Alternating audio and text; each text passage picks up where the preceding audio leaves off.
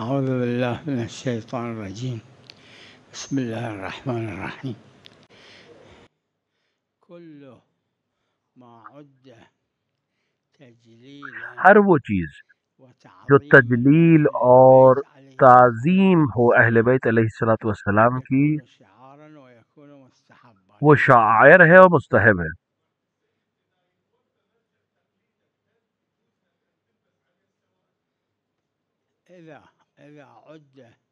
إذا كان مرجع التقليد هذا متقيا صالحا بحيث عد تجليلا ہر وہ چیز وتعظيما جو للدين صالح ہو، اچھی ہو اور وہ تجلیل دین سمجھی جائے، وہ تجليلا وتعظيما للدين دین کی تجلیل و تعظیم، وہ يكون شاعر ہو جائے گا. من الشعائر. سلام عليكم.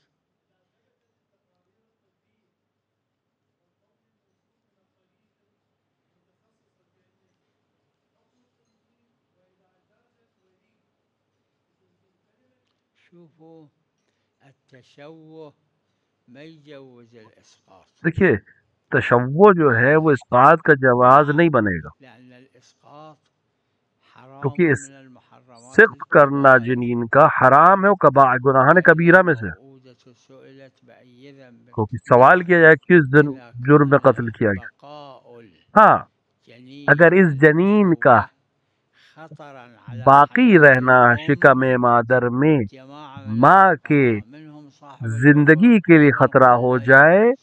تو بعض جماعة علماء من یہاں صرف الفقهاء کی منهم اجازت دیتے ہیں، كاشف الغطاء منهم البتہ المحمد بعض نے الشريعة دی ہے، سب نے وعلى نہیں. نظري هذا أيضا يجوز میری نظر میں، کاشف ولا الغطاء کی دين نظر میں اور بھائی مرحوم کی نظر میں جائز ہے، اگر یہ جنین کا باقی رہنا ماں کے خطرے کا سبب بنے، السلام ماں کی عليكم. زندگی کے خطرے کا سبب بنے. بل قائل به بل مالیات غیر خمس و زکات و اینا. بل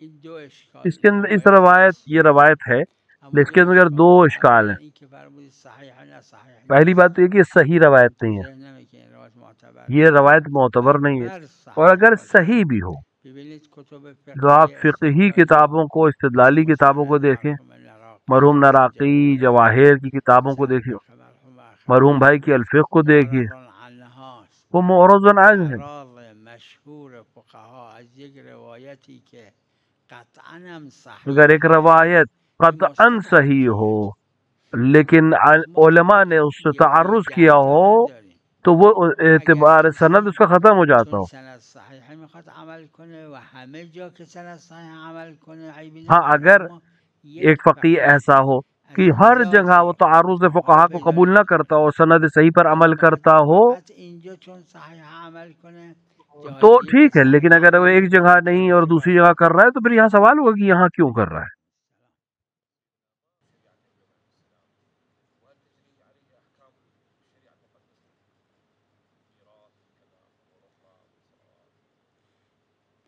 فی ولد الزنا فقط و فقط ارث ما ولد الزنا میں یعنی ارث نہیں الزنا ہے، اذا من الاب والام كليهما لا هو يرث منهما یعنی اگر ولا ایک هما شخص ہے جو دونوں يرثان. طرف سے ولد الزنا ہے تو اس کو اس اذا دونوں سے الزنا من طرف اس کو الاب فقط دونوں طرف سے الام ارث نہیں ملی. مکرهه لیکن اگر زنا مثال کے طور کے اوپر باپ کی طرف سے، یعنی جو يرث شخص تھا وترث اس کی الام طرف سے ہے، اور جو على كل خاتون جس کے ساتھ الزنا زنا کیا وہ بأي مجبور تھی مكان یا الإرث وہ ساقط. أما مجبور کر کے بقية اس کو الأحكام زبردستی کیا كلها گیا تو اس کو ثابتة. ماں سے ارث ملے گا، باپ سے نہیں ملے يعني گا. أخت ولد الزنا ما يقدر يتزوج أخته. لیکن باقی تمام چیزیں أخته اس پہ اللي مرتب يأخذ ہوں گی. شرعي مثلا جو یہ اب جو اس بنت باپ کی دیگر الزنا ما بیٹیاں ہیں اس سے یہ شخص تتزوج شادی نہیں کر سکتا. یہ جس أخيها ماں کی شکم سے پیدا ہوا اس کی جو دوسری العمة بیٹیاں ہیں والخالة یا بھائی ہیں ان سے شادی بیاہ نہیں ہو سکتا. ان كلها کی جو رشتہ دار ہیں وہ اس کے لیے أحكامها محرم غير رہیں. الزنا إلا سارے الإرث. احکام ویسے ہی جاری ہوں گے سوائے کہ اس کو ارث نہیں ملے گا. أي. هذا يرجع إلى عمله. إن الذين آمنوا وعملوا الصالحات إذا ولد الزنا صار مؤمن وعمل الصالحات من أهل الجنة. ليش لا؟ ہاں لیکن اگر اس نے اگر ولد الزنا ہے لیکن بعد میں عمل صالح انجام دے تو یقیناً جنت میں جائے، کیوں نہیں جائے گا؟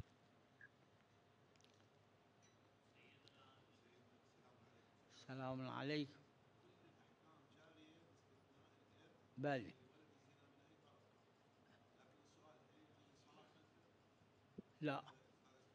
لا يجوز الصلاة خلفه ولا يجوز تقليده إذا صار مرجع تقليد. ليش؟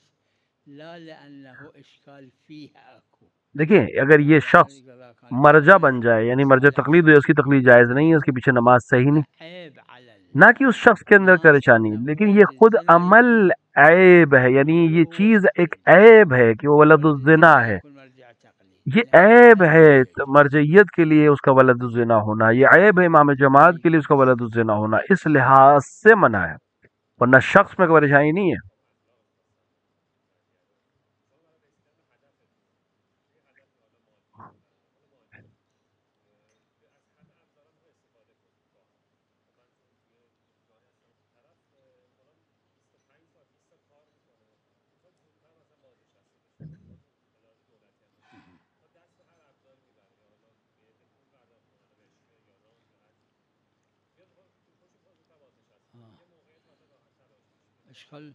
هیچ اشکال نداره، فقط حرام انجام نده.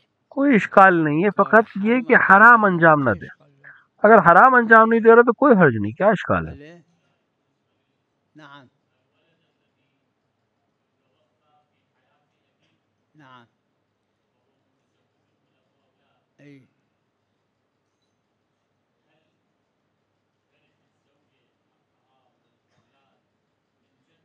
لا، القرآن الكريم يقول مذهب أهل البيت أنه لا، لأن القرآن الكريم يقول وأولو الأرحام، مذہب اہل بیت یہ اس کو قبول نہیں کرتا ہے، أولى ببعض، کیونکہ بعض قرآن کریم کہہ رہا ہے کہ بعض ولا الابن جو البنت رشتہ دار ہیں وہ دوسروں سے مقدم ہوتے ہیں، مع أعمامهم وعماتهم من الجد مع جیسے أخوالهم وخالاتهم. جیسے انسان اپنے دادا سے ارث نہیں پائے گا اگر اس کے چچا زندہ ہوں، ابن إذا كان موجود هو يرث، أما ما دام ما موجود ہاں اگر بیٹا اس دنیا سے چلا جائے تو اس کی اولاد کو ارث میں نہیں ملے گی، أما أعمام وعمات لیکن بہرحال چچا اور أولى چچا اور پھوپھیوں کا وجود اس کے لیے محجوب کر دے گا اس کو۔ يعرفون إذا عندهم أموال إرث من أبوهم فبها، وإلا فعلى إمام المسلمين اور اگر بيت المال مثل بقية الناس. اگر اس کو اپنے والدین نے کوئی ورث چھوڑا ہے تو اس سے اس کو ملے گا، باقی سے نہیں ملے گا۔ هذا على خلاف مذهب أهل البيت. إجماع أهل البيت على العمل بهذه الآية الشريفة. اجماع اہل بیت یہ کہ اولو الارحام میں سے بعض کو خدا نے بعض پر مقدم کیا ہے، الأرحام بعد، والأولاد الصلبيين هم أرحام. أما هذول الصلبيين اولاد صلبی واحد پوتا بھی ارحام میں سے، لیکن وہ دادا سے ارث نہیں پائے گا اگر اس کا باپ اس دنیا سے چلا گیا ہے اور چچا وغیرہ زندہ ہیں تو بعض نزدیک تر ہیں۔ یہ قرآن کی صریح آیت ہے اور مذہب اہل بیت ہے۔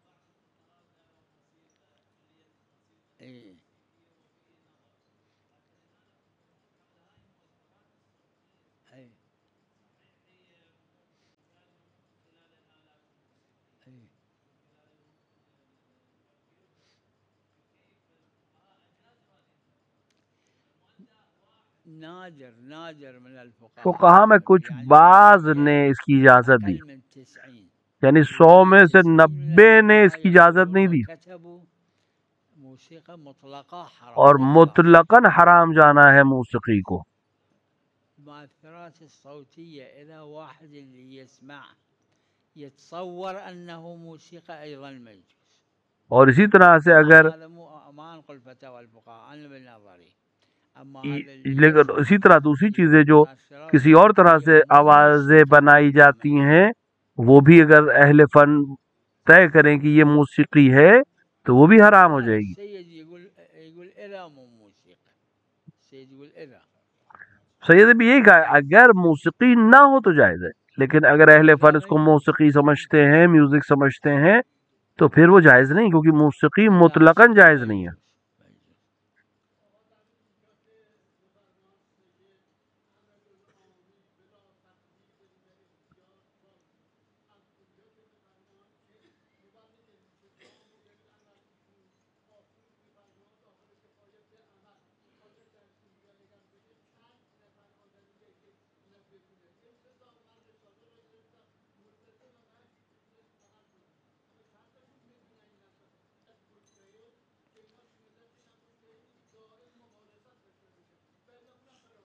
رسالہ رو گرفته، اگر اس نے رسالہ عملیہ لے لیا کسی مرجع تقلید کا، ارادہ بھی کر لیا کہ اس پہ عمل کرے، هنوز عمل 2-3 دن گزر گئے، ابھی اسے عمل نہیں کیا، ابھی کوئی اسی مسئلے پہ عمل نہیں کیا، حساب میشه که میتونه بقای بر اور وہ تقلید مجتہد باشه اس دنیا سے چلا گیا، تو کیا یہ اس کا مقلد کہلائے گا تنها صاحب عروه گفت کہ اس کے اوپر باقی رہ سکے؟ صاحب عروہ کا نظریہ کہ نہیں، ہاں یہ اس کا یہ مقلد کہلائے گا اور باقی رہ سکتا ہے، لیکن اکثریت نے صاحب عروہ کے اس نظریے پر اعتراض کیا اور اشکال کیا کہ یہ انسان ابھی مقلد نہیں ہے، کیونکہ اس نے کسی مسئلے پہ عمل نہیں کیا ہے. اور عمل کتاب لینے سے نہیں ہوتا، عمل یعنی باقاعدہ اس کے حکم پر کام کرے کوئی، عمل ضروری ہے. نه لازم نی بلد باشه، رساله رو میگیره، رساله رو لیکن رسالہ میگیره عملیہ اس نے لیے هر وقت یه مسئله کہ اتفاق افتاد به رساله جب مراجعه بھی میکنه، میشه کوئی عمل. مسئلہ آئے گا میں اما رسالے تا کو دیکھ لوں گا، عمل نکرده لیکن ابھی یہ ہوا عمل. صرف این که خود صاحب عروه فرموده اگر رساله رو گرفت بنا گذاشت که عمل صرف بکنه صاحب عروہ نے یہ ولی نظریہ کیا ہے کہ اگر توضیح المسائل لے لے اور ارادہ کر رہے کہ اس کے اوپر عمل کرے گا اور عمل سے پہلے اس دنیا سے چلا جائے مجتہد، تو یہ بقا بر میت جائز ہے. صرف ان کا نظریہ، باقی سب نے مخالفت کی ہے. این را تو شروح عروه داره مشکله. اس کو عروہ کی شرح میں بیان کیا، اس کو مقلد نہیں کہتے، مقلد در اون مسئله، اس کو اس مسئلے میں مقلد کہتے. سری مسائل عمل کرده اون قدر متیقن اینه، اون اشکال نداره بقای بر تقلید. نه یه دونه دو تا سه تا مسئله کافی نیست. ایک یا دو مسئلے مسئلہ نہیں ہے.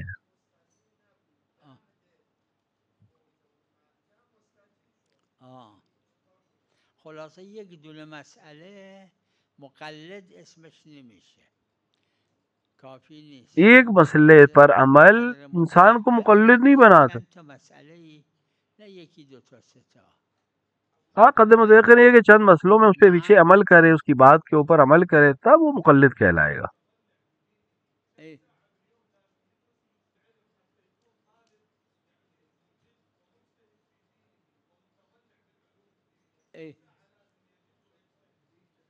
مثل بقیت العلوم، تمام باقی علوموں کی طرح. ومتضلع في الطب شو يسوي؟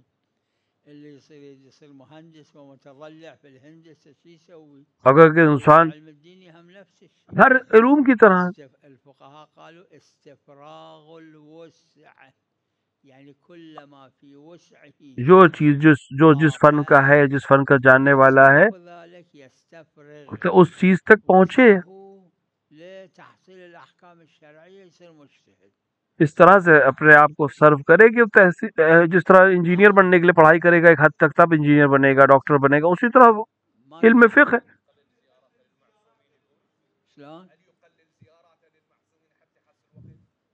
ہاں ما يخالف، ما يخالف. بله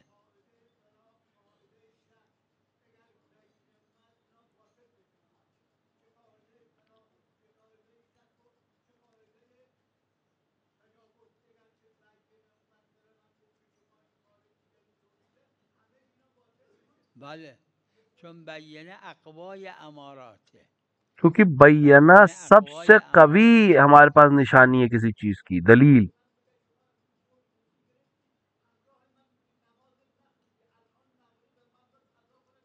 بله بله بله. جہاں پر بھی دلیل ہے، ثبوت ہے، دو عادل آئے کسی دوسرے امارت سے، وہاں بینہ مقدم ہو جائے گا، گواہی مقدم ہو جائے گی، ثبوت مقدم ہو جائے گا۔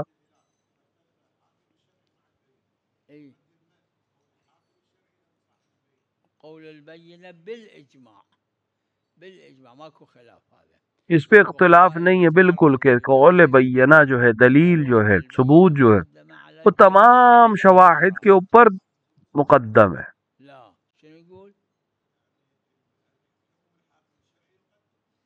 صاحب الدروس شهيد الأول يقول قول الحاكم الشرعي مقدم على البينة، يقول مقدم على البينة۔ آپ فرما رہے کہ شہید اول نے کہا کہ حاکم کا حکم جو ہے بینہ کے اوپر مقدم ہے۔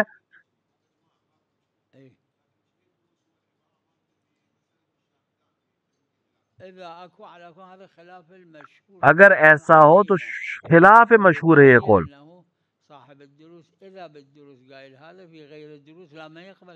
اگر صاحب الدروس نے ایسی بات کہی بھی ہے تو اپنی دوسری کتاب میں اس بات کو قبول نہیں کیا ہے، اگر کہی ہے۔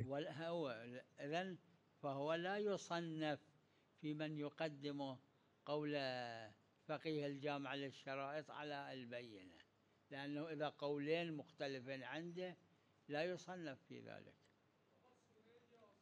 بل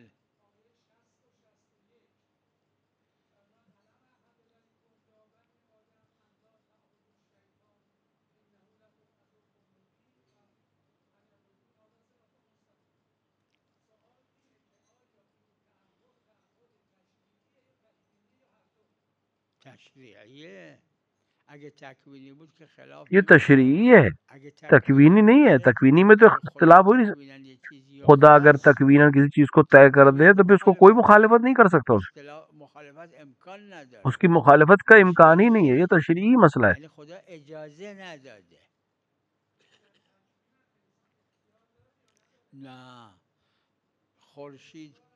خورشید و ماه تکوینی ہے، سورج اور چاند کا جو جتنا بھی عمل ہے وہ سب تکوینی ہے۔ یہ خون جو ہمارے بدن میں چل رہا ہے یہ تکوینی ہے، الہی تکوین ہے۔ یہ ہمارا عمل خود عمل تشریع ہے۔ جہاں مختار ہے، انسان آزاد ہے، اختیار ہے، وہاں تشریع ہے۔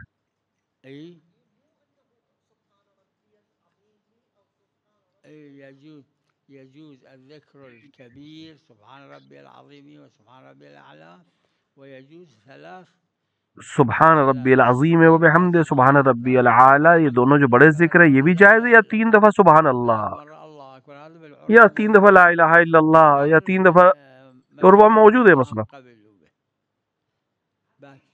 اور مشہور فقہاء نے اس کو قبول کیا ہے۔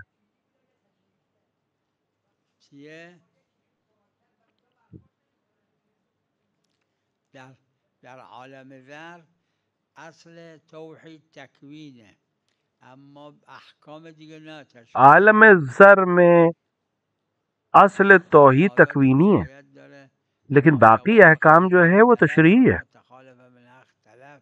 یہ مضمون اینجوری داره، لہذا روایت ہے کہ جس نے اس کی موافقت کی وہ کامیاب ہے، اور جس نے اس کی مخالفت کی وہ ناکام ہے، تلف ہو جائے گا۔ اگه تکوین باشه قابل قبول نکردن، تشریع ہے، اسی لیے کچھ نے قبول کیا، کچھ نے قبول نہیں کیا۔ اگر تکوینی ہوتی تو سب اس کو قبول کر رہے۔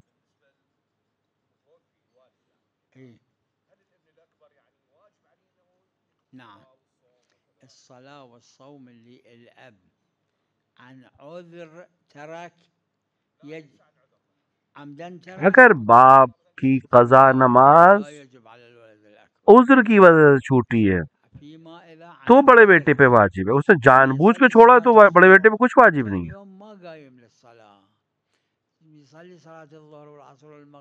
اسے ایک انسان ہے نماز پڑھتا ہے لیکن کچھ دن اس نے نماز نہیں پڑھی، کسی وجہ سے آنکھ نہیں کھل پائی، نہیں پڑھ پایا، ہاں یہاں پر یا مثال کے طور پر مریض ہو گیا، وہاں اس مرض کی وجہ سے نہیں پڑھ پایا، لیکن جان بوجھ کر اسے نہیں پڑھی ہے تو اس کے اوپر اس کے بڑے بیٹے پہ کچھ بھی واجب نہیں ہے۔ اور مشہور فقہا کے نزدیک صرف باپ کی نماز ہے، ماں کی نماز کے لیے وہ حکم پھر بھی نہیں ہے، البتہ واجب نہیں ہے۔ ہاں اگر انسان پڑھے کوئی حرج نہیں ہے، اپنے والدین کی قضا نماز ہے، اپنے بھائی کی قضا نماز، اپنے چچا کی قضا، یہ سب اچھا ہے، پسندیدہ عمل ہے، لیکن وجوب جو ہے وہ صرف باپ کی نماز کا ہے، وہ بھی ان نمازوں کا جو اس نے جان بوجھ کے نہ چھوڑی ہوں، جو سے چھوٹ گئی ہوں۔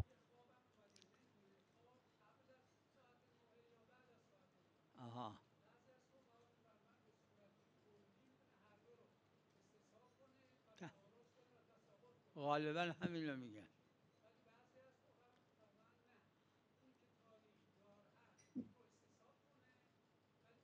اکثر کا نظریہ یہی ہے۔ بله همین نه به نظر من تعارض میکنه و تساقط میکنه که فکر میکنم مشهور میرے نظر میں تو تعارض و تساقط ہے، این تو عروه اور میرا نظر ظاہراً میرے ذہن میں یہ ہے کہ مشہور فقہا کا نظریہ بھی یہی ہے۔ چرا ببینید اونی که میگه که تعارض میکنه معلوم التاریخ و مجهول التاریخ، وہ جو کہہ رہا ہے تعارض، اگر قبل این دوتا معلومه که حدث بوده یا اگر دو معلوم کے درمیان تعارض ہو جائے، این ظاهرا اشکال نداره، ان دونوں کے بیچ میں کوئی طہارت کا استصحاب ہو جائے یا علم ہو جائے تو وہ استصحاب کر لیں گے وہاں پہ۔ اب مسئلہ یہ کہ معلوم التاریخ اور مجہول التاریخ اس میں تساقط ہے یا نہیں، تعارض ہے یا نہیں۔ حالت قبلی محرز باشه تو اس دونوں یہ دونوں ختم ہو جائیں گے، اب حالت قبل کی طرف پہنچیں گے، اگر وہ معلوم ہو تو اس پر عمل کریں گے استصحاب کے ذریعے سے۔ ليش لا العلم الإجمالي منجز للواقع المحتمل، علم اجمالی أنه أي واحد انسان کو واقع محتمل کی طرف لے جاتے، هذا لا بين الخل اور میں سے کوئی ایک صحیح ہو، مو صحيح، لا الخل لا يجوز الوضوء به، کیچڑ جو ہے اس سے وضو صحیح نہیں ہے، پانی سے وضو صحیح ہے، اگر شک ہے کہ یہ کیچڑ ہے کہ پانی ہے تو اس سے وضو صحیح نہیں ہے۔ لا يجوز لأنه سواء خل سواء الماء لا يجوز شربه، لا العلم الإجمالي منجز هنا.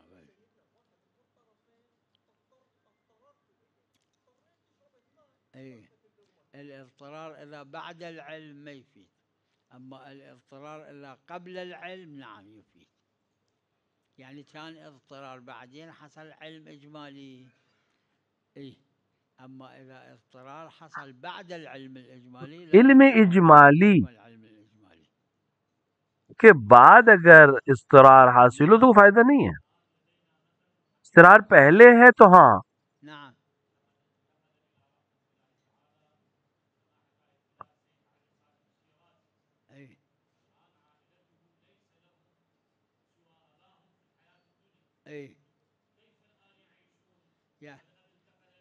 اي اذا ما عندهم شيء في بيت المال مثل بقية اللي ما عندهم والا اولو الارحام، اگر ان کے پاس کچھ بھی نہیں ہے تو بیت المال کی طرف رجوع کریں گے، بیت المال کے ذمہ داری ہے اس طرح کی چیزوں کو حل کرنا۔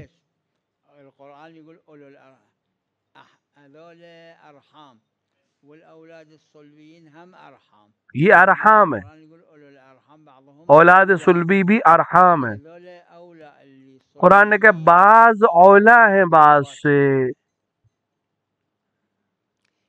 تو جو نزدیک ہے جو وہ بالواسطہ ارحام سے بالاخره مقدم ہوگا۔ قرآن میں لا ورثوا الارحام ولو القرآن قايل اولا ما قبلوا هاي الاولى من القرآن،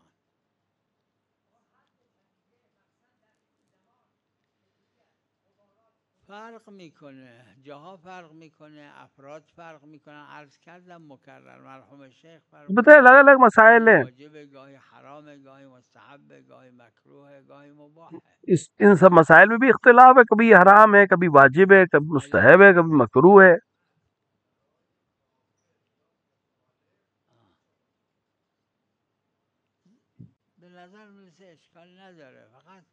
تو آیه شریفه داره که استغفار نکنه. آیت میں جو بعضی فقها آیا ہے وہ ہے کہ استغفار نہ کرے. طلب رحمت. اما جماعتی هم که منم برداشتم همینه، چه میدونیم بعض نے کہا کہ طلب رحمت بھی جائز نہیں.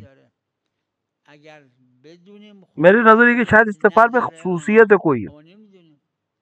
اگر ہم سمجھ جائیں کہ خصوصیت نہیں ہے تو سب چیزوں کو بنا کر دے گا.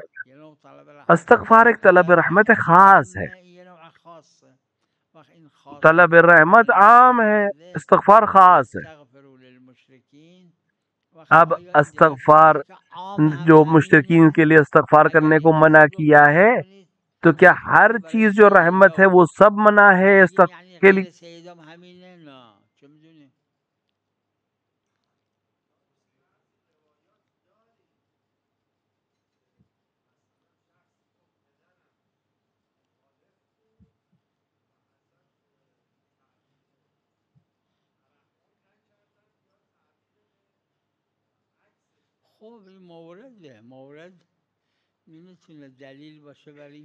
یہ ایک مورد ہے.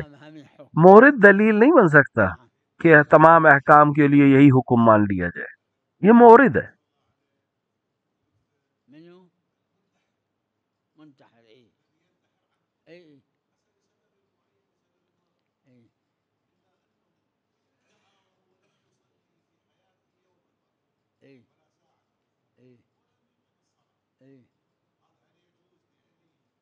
جائز ہے لیکن واجب نہیں ہے.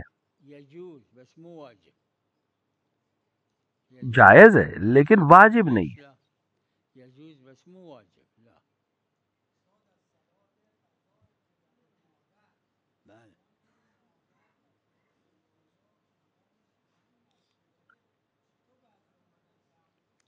کیونکہ غالباً جو روایات ہیں ان میں باپ کا ذکر ہے. عروے کے حاشیے میں بھی اگر آپ دیکھیں تو ایک یا دو نے حاشیے میں ماں کو بھی شامل کیا ہے قضا نماز میں. اگر دلیل باپ کہہ رہی ہے تو پھر دوسرے کو شامل کرنا بڑا مشکل ہے. صلی اللہ علی محمد وعلیہ الطاہرین.